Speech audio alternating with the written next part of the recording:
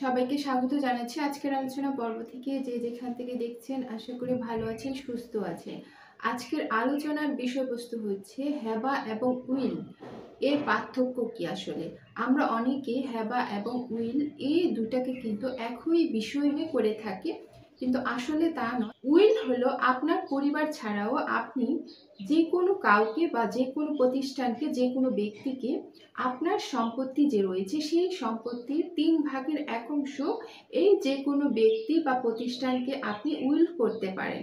আর এই উইল কার্যকর হয় কিন্তু আপনার মৃত্যুর পরে, মানে যে ব্যক্তি উইল করবেন সেই ব্যক্তি মৃত্যুর পর উইল কার্যকর হয়।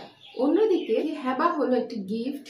এটা আপনি আপনার রক্তের সম্পর্কের মধ্যে করতে পারবেন, আপনার ফ্যামিলি ছাড়া অন্য কাউকে হেবা করতে পারবেন না। এটাকে আইনের ভাষায় হেবা বা ইংলিশে বলা হয় গিফট। আপনি চাইলে আপনার সকল সম্পত্তি কিন্তু হেবা করে দিতে পারেন।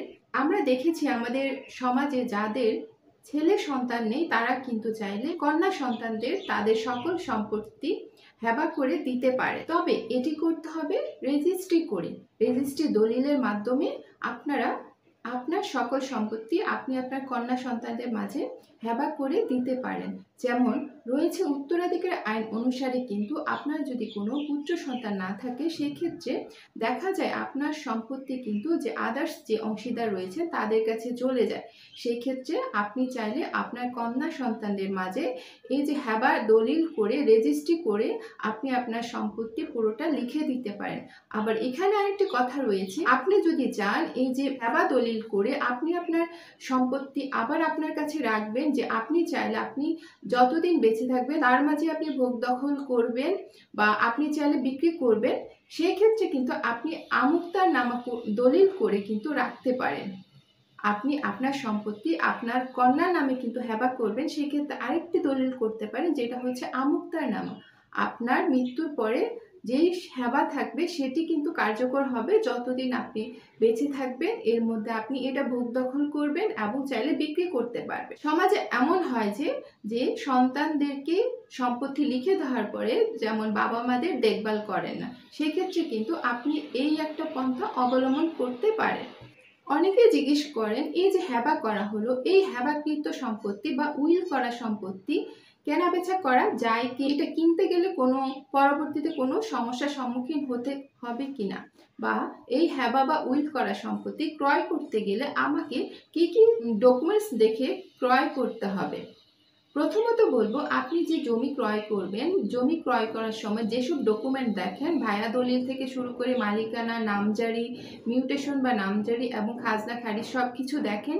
ঠিক সেম এই হেবাকৃত বা উইলকৃত সম্পত্তি ক্রয় করার সময় আপনি এই ডকুমেন্টগুলো তো দেখবেন, সাথে আরেকটি ডকুমেন্ট দেখবেন যে যে সম্পত্তি আপনি ক্রয় করতে যাচ্ছেন সেই সম্পত্তির মালিক আগে যিনি রয়েছেন তিনি বর্তমান যে মালিক তাকে হেবা দলিলটি রেজিস্ট্রি করে দিয়েছেন কিনা, রেজিস্ট্রি করা হয়েছে কিনা। এটাই কিন্তু মেন পার্ট, যে হেবা বা উইল করা সম্পত্তি ক্রয় করতে গেলে আপনাকে কিন্তু এটা অবশ্যই দেখতে হবে যে হেবা দলিলটি রেজিস্ট্রি করা হয়েছিল কিনা।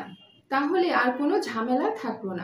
আমাদের কিন্তু এটা একটা ভুল ধারণা থাকে যে হেবা বা উইল করা সম্পত্তি ক্রয় করতে গেলে আমরা ঝামেলায় পড়তে পারবো। আসলে কিন্তু তা নয়। এই হেবা দলিল করার পরে, হেবা করার পরে সম্পত্তি কিন্তু হস্তান্তর হয়ে যায়। এই ধরনের সম্পত্তি ক্রয় করতে গেলে আর কোনো অসুবিধা থাকলো না। আপনি যখন ক্রয় করতে যাবেন মালিকানা হিসেবে মালিকানা দলিল দেখবেন এবং যে হেবা করেছে সেই হেবা দলিলটি ঠিক আছে কিনা আপনি ভায়া দলিল দেখবেন, এবং খাজনা খারিজ দেওয়া আছে কিনা খাজনা সম্পর্কে দেখবেন, যে আপনি যেই সময় যে বছরে কিনতে যাচ্ছেন সেই বছরে খাজনাটা দেওয়া আছে কিনা, মিউটেশন বা নামজারি এসব করা আছে কিনা, এটা দেখে আপনি যদি হেবা বা উইল করা সম্পত্তি ক্রয় করেন তাহলে কোনো সমস্যা থাকবে না। তাহলে দর্শক, আজকের আলোচনা পর্বে যে বিষয়টি ছিল হেবা বা উইলের মধ্যে পার্থক্য, এবং আমরা হেবা বা উইল করা সম্পত্তি ক্রয় করতে গেলে কি কি ডকুমেন্টস দেখে ক্রয় করব, এটা আসলে কোনো ঝামেলার বিষয় না। চাইলে আপনারা এই ডকুমেন্টগুলো দেখে এই হেবা বা উইল করা সম্পত্তি ক্রয় করতে পারবেন। তাহলে আজকের আলোচনা এখানেই সমাপ্ত হচ্ছে। দেখা হবে পরবর্তী কোনো আলোচনায়। সে পর্যন্ত ভালো থাকবেন।